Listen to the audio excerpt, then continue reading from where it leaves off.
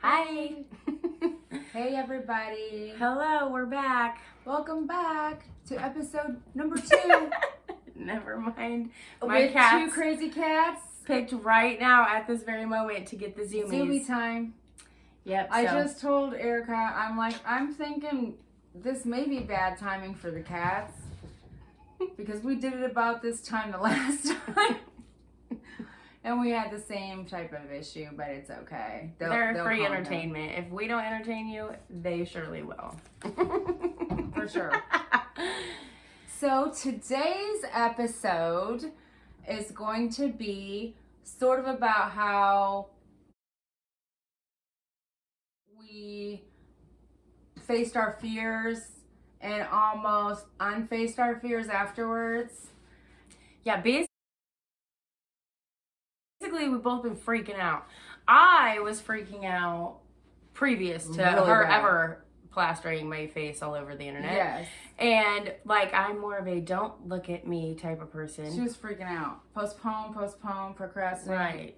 Regardless of popular belief. Mm-hmm. And she was super encouraging and was super excited about it every time. She was like, I can't wait, yay, we get to do our podcast. Mm-hmm. And I had even already previous to this week done some self motivation things. Just because we felt like we had a pull to do it, I guess, a kind of a gut feeling, but then we had a lot of things fall into place that made it so we were we just can't really fight this any longer. I mean, then we felt obligated. People ended up getting us things for it, our lights and our speaker. Our speaker. And so we were okay, we had to do it. But I already had a lot of reservations. When I said let's do a podcast, I was joking because completely it was just something that flew out of my mouth. I was not joking. No. I was looking for an idea. She was already to do a YouTube channel. So anyway, Hey everybody. Hello again. Welcome back to our new YouTube channel, Vlogcast, episode number 2. And we're back again. After a long, hard week of soul searching, prayer. I was going to say reservations. Freaking out. Arguing with myself. And each other. Yes. Spending days hiding from the world. It's been It's dramatic. been impactful and dramatic. Ridiculous. You wouldn't really believe. All over a little video that we put out, to the entire world. Yes.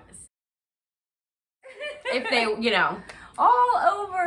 The world has access to it now. And that was a scary thing. Splattering our faces all over the internet. Yeah. Kind of freaked us out a tad. Well, I had already been freaking out and before all of this, but we both kept having confirmation that this was something we were supposed to do and that we wanted to do. I just would pray about it, and I wanted to support my mom, and and it sounded fun too, but it was also a very scary thing. But here we are, we're back at it because we still keep getting confirmations. Yes. But we have had, and as she says, we still love to hear ourselves talk. That's very true. So here we are. However, the cats are on Zoom mode again. Yes, this is so if we look away, it's just to see what kind of gymnastics are going on the countertop. Yeah, what kind of havoc they're wreaking. Yeah. But anyway, so it's been a stressful week for me, a lot of anxiety, and so we decided to bring that into our podcast and share what we feel is kind of a universal fear of change, the unknown. Yeah, and putting yourself out there, stepping out of your comfort zone. Like I said last week, it is a scary thing, and however, we have done a lot of research this week, mostly. Actually, all for ourselves to get through the week. Because the podcast, this episode number 2 was not going to be about this. No. Us and our anxiety over our podcast or anything like that. But we thought, she had the idea. She's like, Mom, this week has been such a roller coaster. It's really been, something. Maybe we should talk about this because maybe there are other people that, go through the same kind of anxiety that we've been going through. When they step out of their comfort zone. It's been extreme for us. So here we are. Very extreme. Yes, here we are. And like we were just talking before this and saying, I feel like what we put out, we get back personally. So I was like, well, what better thing than to put out to as many people that are willing to watch a motivational speech or, podcast on, overcoming your fears, embracing the uncomfortability. It's obviously, I mean, I don't have a lot of experience with this because it's not very often that I step out of my comfy box. I need a motivational but speech, in this last week, I feel like I've learned and grown enough to like pep talk somebody else. Yes. Basically, your comfort zone is where you're stuck. You're not moving. You're not growing. Nothing's going to change as long as you stay there. You might be comfortable, but do you want, anything to change? Yeah, but are you all, then if I, like for me personally, I thought about it like there was nothing I in fact for a couple of days I did crawl into a hole, like into my bed. I was like, I want to face the world. It's scary out there now because people have seen me and they're judging me, I'm sure. And that's all that was consuming me. So of course I think it's consuming everybody, and I had to remind myself not everybody is thinking about your podcast like you are every day all day. Right. But or at all. Right. For that matter. Oh, now I don't remember where I was going with that. What were we talking about? Just the fact that like we can zone in so much and be so afraid of something that's not even real. It's in our imagination. We're thinking people are judging us, or we're assuming, because fear is a lie. It will tell you, you're gonna fail, or you're just gonna be a loser at this, or fear will tell you, that person will never love you, or you're not good enough, you'll never be enough this way or that way or the other way. Fear tells us all these things all the time. No validity to it. Like it's not. None. Well, like in some of the studies we did this week, there is validity to fear. We read that it is a good thing actually, because it's a trigger warning for when you should be fearful. Like when you get that nasty gut feeling. When there really is danger. Yes. This is not really dangerous. Right. This is just scary. That's like an unhealthy. Your comfort zone. That's an unhealthy fear. Mm-hmm. And that's where I was going. It was more like I kept going back. Like I thought now if I don't do this, like what is it Uncle Todd always says? He says pain is growth. There is no growth. No, when the pain of staying the same becomes greater than the fear of change, that's when you'll make a change. And that's how I felt. So that's kind of why I'm back today, because I know that on a regular basis, I am always hungry. I am hungry for more out of life. I am hungry to do bigger, better things with my life, to inspire more people, to, do good things, do good works. And just if I hide in this hole, or if I retract, because I was like, Erica, it's not like you have to do it again. I mean, if you're that scared and you're that anxious about it and it's going to make you miserable, it's not like you ever have to do it again. Like in 10 years, nobody's going to remember it. But then I was like, but then I'm going to be in 10 years exactly where I have been for the last several years, hungry still. And that feeling is so much more to me uncomfortable than putting myself out there, that I was like, I just can't go back now. Like, there's no going back now. No going back now. We're an open book now. So here we are back again. God only knows what you'll learn from podcast to podcast, but hopefully something. And these are all just truths that we believe. We're and just sometimes we share any good thing that we've learned or tried. We think we've discovered, because things that we understand. And I just want to be very adamant that we always express that we understand everybody's different. Everybody's made up of different things, and they're affected differently. The same thing for us isn't going to work for everyone else. The same truth, even or the between same her and I, the same things don't always work. Yes, we have different personalities, so we do understand that. But for us, whenever we're explaining anything, that's solid advice. What we really, truly, honestly believe is solid advice or a solid truth. And we are not professionals on any of this. This is just the school of hard knocks. Disclaimer, yes.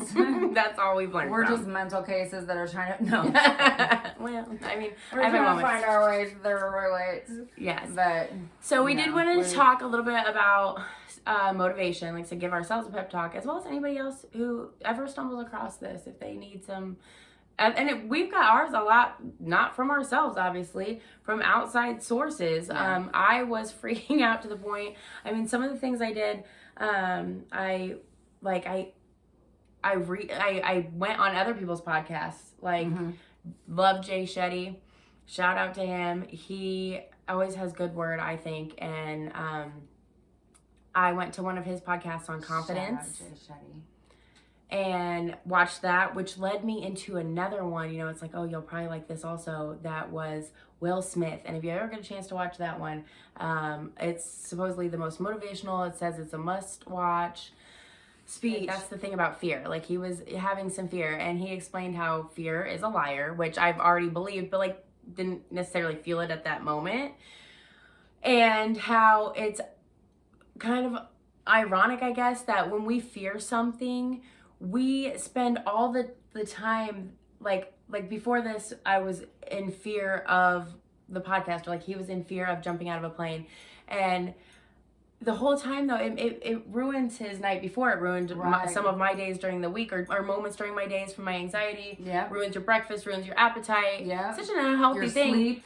And then, yeah, when he jumped out of the plane, or when I actually get out here and talk, or while I'm doing it right now, like, nobody's here with us. This doesn't have to go anywhere. It's not a scary thing what I'm doing right now. So that whole anxiety and that whole fear, and when he jumped out of the plane, he explained how he, you know, it was bliss. And how it was weird how the thing that we're afraid of, we spend all that time feeling fearful when we're not doing the thing we're afraid of. But then when we're doing the thing we're afraid of, we're not fearful anymore. So, like, why waste and expend all that energy on fear? Right. And I love his analogy. It was a real life experience, though, but it worked perfectly for me to incorporate into my life this week.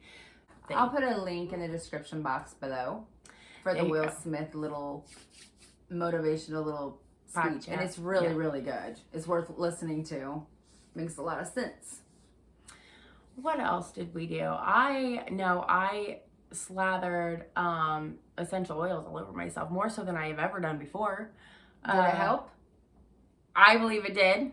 I believe that there's something to aromatherapy. And I've always kind of thought the mental ones, or the ones that are for like the psychological stuff, have helped me more than a lot of the physical ones anyway. Like, I was like dousing on like Stress Away and Peace and Calming and Valor all week long. Valor. This is what's going on over here out of the frame. Let me chew on your glasses. This is what's happening. They're needy.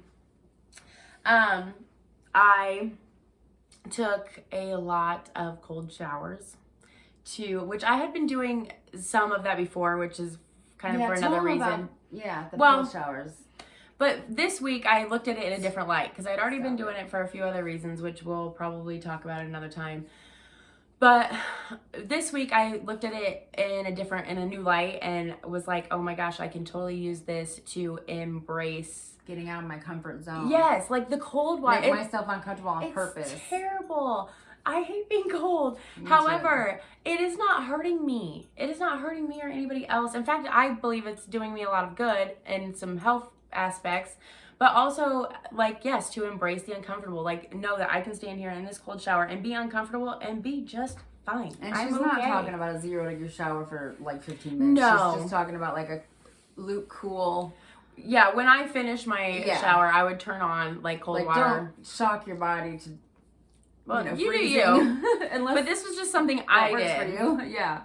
But yeah, so that would be uncomfortable enough for me. Just that. It just is the cool water in the winter. Oh, it's cold in the bathroom all the time. To me, in the winter, my bathroom is cold. Yes. It was very uncomfortable, but it helped me. Like I said, it was like a mental game that I was playing with myself. It was more of a mantra type, or like a mental game. A challenge. Yeah, I was like, I'm challenging myself to be uncomfortable and be on purpose and be okay with it. And so that was. What are you doing? Some other things that we read. Yeah, that was what helped me the most. And prayer, always. Yes, I'm saving the best for last, I think, because I could go on that all day. But, because to me, like, just praying just does something to my anxiety. It just, it cuts it. It makes it null and void. A lot of times I'll just fall asleep praying, especially if I've had, like, a really anxious day. But, yeah, the reading... we're reading like 3 different books right now, but they're all really insightful, really deep, really soul searching, profound, and positive. Jewels being dropped. Yes, So, like, I don't ever care which book she's reading out of. I'm like, just read me a chapter, because while she's reading, I'm just focusing on what she's saying. And that is, I've noticed, that's what's helped me the most this week out of everything I've tried, other than prayer, is just listening to her read and focusing on what she's actually saying while she's reading. And by the time she's done with one chapter, because that's all we've read is maybe one chapter, sometimes two, I can tell my blood pressure is like dropped 10 points just from that. That's what's helped me a lot. Yes. Now, if you want to hire Erica to read to you, stop for your anxiety. Erica but no, is not going to wear that hat. I would probably do the same if it were like just an audio book that was a really good, like I say, insightful, profound type of book where it actually gives you not just ideas to think about, but practical ways to think about using them. That's what I was just looking. I was going to share with them what books we've been reading. Yeah. And so if you ever, they are so insightful, and I recommend all of them. One of them that we've been reading is the Bhagavad Gita. If you're a spiritual person and you feel so inclined to, it's in it's like English. It's basically the Song of God, but it's through the Hindi expression. Mm-hmm. And our topic this week,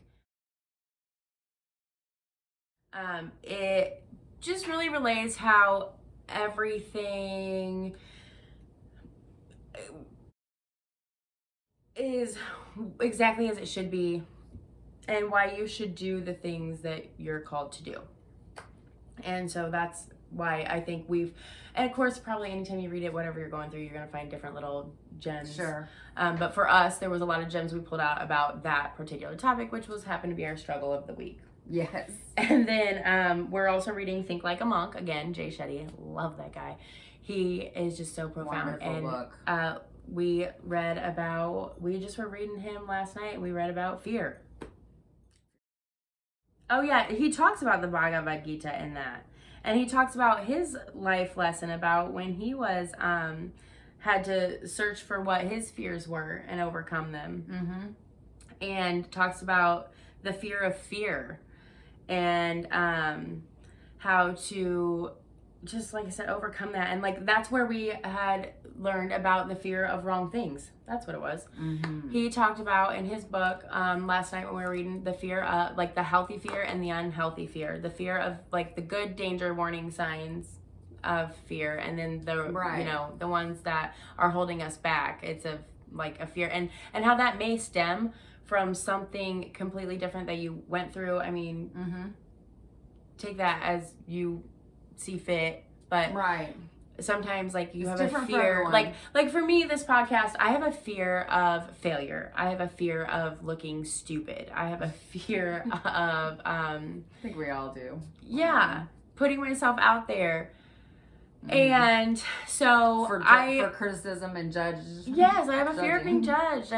So I have done a little soul searching, and I'm not done yet, but like just trying to uncover and unbury why I have those feelings of vulnerability and invaluableness. We're making up words again. Right. Invaluableness. It sounds good. And so that was really helpful because I do think that there are reasons why, because we go through this life and we experience trauma, and at one point in time when you're at a vulnerable state of mind, something made you feel that way and you never want to feel that way again. So then I was afraid to put myself out there. And so that's where we had come up with that. And then we were also reading, and I don't recommend maybe reading 3 books at one time, but it works for us. One Truth, One Law, I Am and I Create, and that one's by Erin, Werley. And that is another one where she just expresses so deeply how she came to believe and find that we are all here, and through God, that we are all here to create and do big things with our lives. And so that has been truly motivational because we are trying to obviously and we create are something. Actively turning to these books. Like, it's not just like this is the first time we've read together, I think, ever in life. Yeah, I've read all these books. We read previously, but I feel like anymore because my eyes are kind of bad. And the reason why I feel like they're so prevalent also is because, and like, I've read all of these before, And me and my mom are so similar that I'm always like, you need to read this, you need to read this, and she won't. So I'm reading to her. Yes. But my eyes are bad. It's because, though, we will be discussing something like we do on a regular basis, and I'll be like, oh my gosh, no, I think there's truth to that, because that'll be a truth that she came to through her prayer and meditation. And I'll be like, she's like, I read that in the I believe that Gita. also. I read that, yeah. But so do a lot of other people. To the same conclusions. This is what's crazy about our thing is we came to a lot of the same conclusions in a totally different route. Separately, yes. So that makes me believe there's some kind of innate truth to them. There is. So those are in our opinion. Those are, in our humble opinion. So those are the books we're reading. 3 great reads if anybody wants to check any of them out. All 3. Or I'm sure we'll refer back to them enough because, that's what and we've just been touching on, each one, like, I just let her pick which one she's reading because I get something out of all 3 of them. Even though, obviously, like she said, I wouldn't recommend reading 3 books at once, but why not? Like, if you can. But I just feel like there's so much to gather from them. It can be so overwhelming, so like take it like I've read them all before, so that's why I'm like I go back because I remember like, oh, I need to hear that. It's so much. It's a nice reminder, but it's so much at once that sometimes it's nice to just read a little bit of one of them or whatever, read a little bit of one day, let it sink in, and then read another one. But that's a whole other I have to do that. I have to read, that's why it's working for me to have her read like 1-2 chapters a night, so I can literally let those jewels sink in, because I'm like, that's powerful stuff, but if you keep reading, I'm going to lose it because there's powerful stuff on like every page. Yes. So, and it's great stuff. Like I said, those books are all 3 very helpful to us. If you're, if you're a spiritual person at all, highly recommend all 3 of them. Ditto. But yeah, I was gonna, and prayer. Well, I was gonna say too, like, it's just so, I've spent a lot of time praying because I have spent a lot of this week going back and forth, like being so scared and then being so pumped up after I watch one of these things or read one of these things and being like, oh my gosh, like that's right, I'm limitless. I can create anything I want. I can, the sky's the limit. And it's so wild because I will motivate somebody as long as the day is. All day long. You got this, you should dream big, go big or go home. You can do anything you set your mind to. And I would preach to anybody and believe it. Like I truly, honestly believe it. Like, and that's what, in fact, that's one of my things on my vision board is to inspire. And so it's something I really feel passionate about, unless it's myself. And then I'm like, crawl back in the hole. Like, this is uncomfortable. This is scary. That's for everybody except for you. But I have been spending so much time in prayer and meditation this week that I have just found so many little like gifts, like little jewels or little inklings or what you might refer to as signs. I feel like, in the middle of my stress. Confirmations. Yes, confirmations. Good word. There was a song that played this week that I hadn't heard in a while. And it came on. And like I said, I've had anxiety all week about this. So anytime this week would have been perfect timing. But I've listened to it like 6 times in a row. And it was Matthew West. And it is all about, I'm going to dream big. I'm going to reach a little higher. Because what if today, that's what's called what if. Yeah, what today is my last day. Do I want to waste it, with regrets? Yeah. And do I want every life lesson to be what if? Like, right. No, I don't. I don't want any what ifs. I feel like that would be my big, like, I don't have regrets. I've always said I think life pans out the way it's supposed to. I've made mistakes. Things haven't turned out the way I thought they would, but it's been fine in the long run. However, I do feel like on my deathbed, if I had any regrets, it would have been what if? Yep. What if I would have done that? What if I would have reached for the stars? What if I would have pushed a little harder? What if I would have stepped out of my box and stepped into the unknown? And so little things like that. And what else? There's just been so much that, God dropped it's been something every day. It's been the tools, things. Even the necessities in our laps from people that love us, that got us. That Mom was like, we were going to do a podcast. And I was still like, well, Mom's going to do a podcast. I'm just here for the clicks and views. That's what she tells me. I only say that because she's like, I just need you for the clicks and views. Yeah, I'm like, I just need your little head for your little peanut head in there for the clicks and views. So, but she was telling everybody, what her goal was, what her dream was, and without asking, they, for Christmas, got me the lights for it, got me the speaker for it, and we're like, well, now we feel a little obligated. Yeah, like maybe this is everything fell into place. Look, everything. That's what I was gonna ask you. Even the topics, even just everything. We sit and talk like every day. So literally, Erica was saying the other day, we could have already had 3 videos up from just our conversations about this topic. But I'm glad we waited for the week to go by first, because we learned something different every day. Mm-hmm. We both kind of went on this little roller coaster of with our nerves and our stress. I think her more than me. I was crazy. It was ridiculous at first for the first couple days. But then after that, I just started avoiding it because I'm really good at disassociating. I think that's what saves me, actually. Let's be real. It's not that she's worse than me. It's that I'm farther gone than her. And the farther gone you get, the less you really care, because you can just disassociate. It's so easy. And I think that's why, why after I freaked out for a couple days, I'm like, I don't like this feeling. I'm out. She's like still feeling it, so she's working through hers. So yeah, she's got more to say about how to get through it. All I can say is disassociating is easy. It's harder to re-associate with the real world than it is to just. I tried to disassociate. I spent a couple days in bed hiding from the world, and my body wouldn't let me. My back was like, if you don't get out of this bed and move,